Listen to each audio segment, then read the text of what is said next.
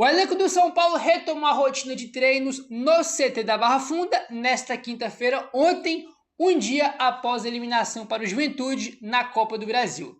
A atividade foi comandada pelos auxiliares Milton Cruz e James Freitas, que chegou com o ex-treinador Roger Machado e agora passa a integrar a comissão permanente. Olha, isso aí tem que pontuar isso aí, tá? James Freitas, que era, né, aí da comissão técnica do Roger Machado, ficou na comissão permanente do São Paulo, tá? Então tem essa aí.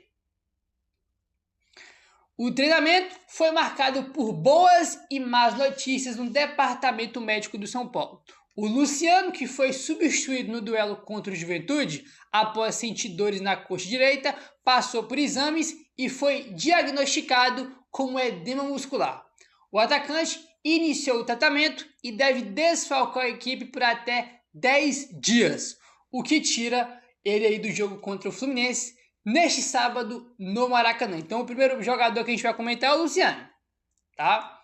Edema muscular, se machucou no jogo quando estava 0-0 ainda, né? Acho que foi até no primeiro tempo que ele se machucou. E mais um jogador machucado, mais um que vai pro DM aí, muscular, tá? Aí a pergunta que eu faço de novo, como já comentei, já perguntei outras vezes. Coincidência? Ou é a preparação física aí do Roger Machado? É? Desde que ele jogou, tem uma porrada de jogador aí com problema muscular. Coincidência apenas? Azar? Só azar? Coincidência? O que é? Essa aí é a questão, né? O Roger que chegou em coletiva já, e ele mesmo falou, né, que o Luciano joga uma função que desgasta mais ele do que antes. O próprio Roger falou isso aí em coletiva, né? Por outro lado, o São Paulo contou com o retorno de Lucas Ramon, recuperado de uma lesão muscular, ou também com problema muscular, na panturrilha esquerda, e participou de todo o treino ao lado dos companheiros. O Pablo Maia, que concluiu o tratamento após fraturas na face e no nariz, também treinou, né? Então é isso, se por um lado o Luciano se machucou, o Lucas Ramon treinou e o Pablo Maia também, né? Então, ótima notícia aí que o Lucas Ramon tá treinando, porque o Lucas Ramon tá bem, significa que ele vai jogar e a gente não vai ver o Cedric, né? Então, ótima notícia que é o Lucas Ramon ter treinado aí junto com os seus companheiros. O Alan Franco, que foi desfalque nas últimas 2 partidas por um pequeno estiramento no adutor direito, realizou atividades de transição com os fisioterapeutas e ele é dúvida para o jogo, né? O Lucas Ramon treinou, Pablo Maia também, então esses dois devem ir para o jogo de amanhã, mas o Alan Franco ainda é dúvida. Acho eu que ele não vai para o jogo, porque ele não treinou ontem, né? Marcos Antônio também foi liberado pelo departamento médico e iniciou o processo de transição após a lesão no músculo reto femoral da perna direita. Aqui sim é uma baita notícia também, né? Marcos Antônio foi liberado pelo DM, agora está na parte de transição, ainda que é a parte ali de sair do DM, para começar a fazer algumas atividades no gramado. Então, uma baita de uma notícia aí, essa sobre o Marcos Antônio. Não sei se vai voltar antes da parada para a Copa. Difícil, né? Tem poucos jogos aí, mas o fato é que ele está perto aí de poder retornar. Tá bom, minha rapaziada? Ontem a gente comentou sobre o treino aí, né, do São Paulo, e logo após o treino, tivemos aí uma cobrança da principal organizada do São Paulo, que é independente, né? E geralmente a gente costuma ver essas cobranças, né? Que é os torcedores entrando no CT e conversando lá dentro, dentro saber de informação, a gente não vê nada. Ontem foi diferente. Ontem os jogadores foram até a porta do CT para conversar com a Independente, né? Já tem vídeo aí, a gente conseguiu ver como é que foi a conversa, como é que foi a cobrança, e vamos falar aí sobre isso.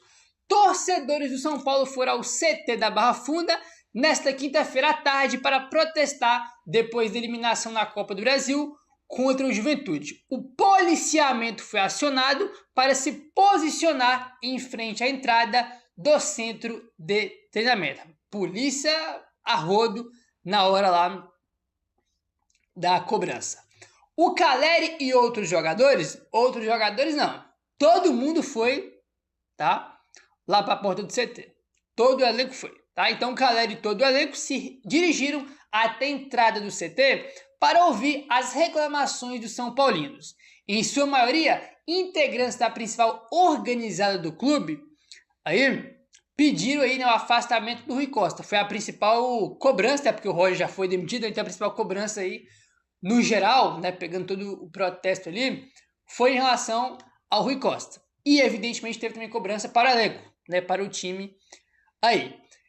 E todo o elenco foi lá para a porta do CT, e o líder ali, que é o capitão, quem falou dos jogadores, foi o Caleri. E o Caleri falou o seguinte, abre aspas: a gente fez merda em casa, fez merda em Itaquera, queríamos jogar melhor e fizemos merda ontem.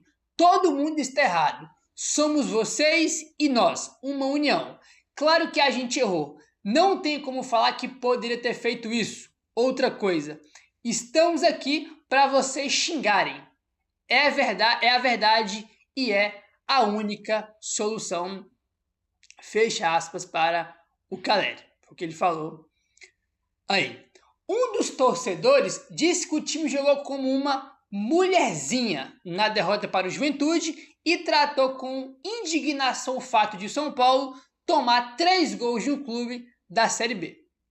Os principais alvos do protesto foram o diretor executivo, Rui Costa, e os jogadores. Os torcedores gritaram time sem vergonha e Rui Costa pede para sair. Eles também fizeram ameaças caso encontrem atletas do elenco na noite paulistana. Ele teve essa, né? Falando que se encontrasse jogadores na balada, o bicho ia pegar, né? Foi o que eles falaram nessa cobrança aí. E é isso, a principal cobrança foi no elenco e pela saída aí do Rui Costa, né? Pela saída aí do Rui Costa. Os torcedores citaram que havia feito um pacto com o elenco para apoiar o técnico sob a condição de que o time conseguiria a classificação na Copa do Brasil, a vitória no Clássico contra o Corinthians e a chegada dos 30 pontos no Brasileiro, né? Então, foi o que o Baby, né, que é o líder da Independente, falou lá, né, que eles fizeram um pacto com os jogadores, que era se classificar nas 2 Copas, ganhar o Clássico, né? Foi eliminado por Juventude e tomou um cacete no Clássico. Deu tudo errado, né? Literalmente, deu tudo errado aí. Outro trechinho aqui que o Caleri fala, abre aspas: somos os culpados. A gente sabe que tem que dar mais. Vocês sabem também que quando a gente está junto, a gente consegue. Esse jogo a gente falhou. Prometeu passar na Copa do Brasil e ganhar do Corinthians e a gente falhou. Mas a gente pede que vocês não soltem as mãos do São Paulo. O São Paulo também é a minha vida. Eu estou aqui faz 5 anos e é a minha vida. Aqui todo mundo dá 100%. Eu, como eles, falta algo a mais. Fecha aspas para o Caleri, né, que foi ali o líder do... Ele é o líder, o capitão do elenco, né, que falou ali em nome do elenco. Né, cara, assim, muita gente não gosta desse tipo de cobrança, né, que é cara a cara ali com os jogadores, né, cara, mas é complicado, né, isso no futebol brasileiro acontece bastante, e ontem, como eu comentei, não foi dentro do CT, sem câmera que ninguém vê, não, ontem foi na porta do CT e todo mundo viu a cobrança aí, né, e todo o elenco foi lá para poder escutar, né, aí nas cobranças que a organizada fez, cobrança, pedido de saída do Rui Costa. E é isso, cara, complicado, né? Porque a gente critica muito aqui o técnico, né? A gente critica muito o técnico aqui na parte coletiva, na parte tática do time, da bagunça que é o time, que é culpa do técnico. Mas a postura dos jogadores também deixaram muito a desejar, tá? Todo mundo aí do elenco do São Paulo que entrou em campo tem que ter vergonha de botar a cara na rua, de ir no restaurante, de ir no shopping, entendeu? De ir no posto de gasolina, de ir numa padaria comprar um café. Todo mundo tem que ter vergonha de botar a cara na rua depois de ter conseguido ser eliminado para o 9º colocado da Série B. Tem que ter vergonha, entendeu? Tem que ter vergonha do que fizeram aí, né? Rapaziada, pra gente seguir aqui e mudar de assunto, bora falar sobre Dorival Júnior, porque tivemos lá, irmão, uma conversa bem grande aí do Dorival com o Rui Costa e com o Rafinha, né, que foram lá para Florianópolis, que é onde o Dorival Júnior tá e é onde ele mora.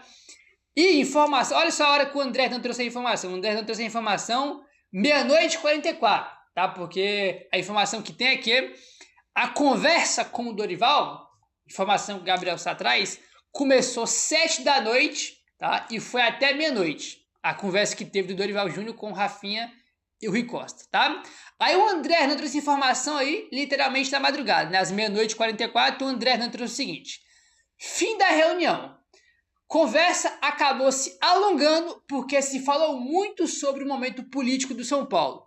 E o Dorival Júnior ficou sabendo de detalhes do que rola nos bastidores. Ih, rapaz, se ele souber o que acontece nos bastidores, acho que ele não vai querer voltar, não. O técnico abaixou bem a pedida em relação ao que ganhava no Corinthians e agora a bola está nas mãos do São Paulo. O martelo não está batido, mas tem chances de acontecer, né, de fechar aí na manhã desta sexta-feira, né? Então é isso. A questão é, teve muita conversa, né?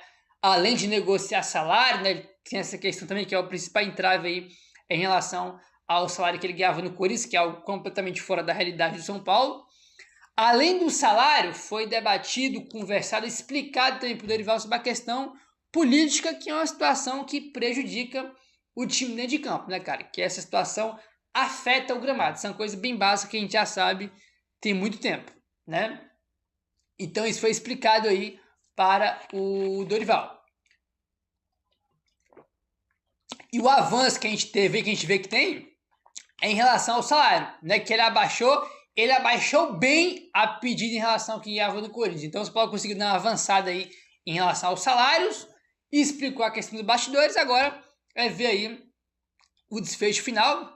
Não, acho que não vai passar. Acho que não vai passar de hoje essa conversa com o Dorival Júnior. Hoje pela manhã aí, né? De tarde no máximo aí, deve ter a definição. Com certeza a gente vai ter a definição hoje, né? Se ele vai aceitar, se ele vai recusar, se vai ter um acerto aí pela contratação do Dorival Júnior ou não, né? Então agora nos resta aguardar e esperar aí, né? Enfim. Complicado, né, rapaz? É complicado demais porque apesar da gente criticar, da gente comentar sempre as coisas aqui que acontecem no clube, cara, é muito difícil, até sobre o Roger também, que a gente criticou bastante, com razão, cara, é muito difícil você ser técnico do São Paulo hoje. Por tudo que é ser técnico do São Paulo, ser jogador do São Paulo, é muito difícil você trabalhar dentro do futebol do São Paulo. Por tudo que acontece ao redor. É muito complicado. Mas, cara, 1 milhão de problemas fora de campo, política que atrapalha o time dentro de campo, é salário atrasado, né? Então é muito complicado você trabalhar em São Paulo. Bastante complicado mesmo, né?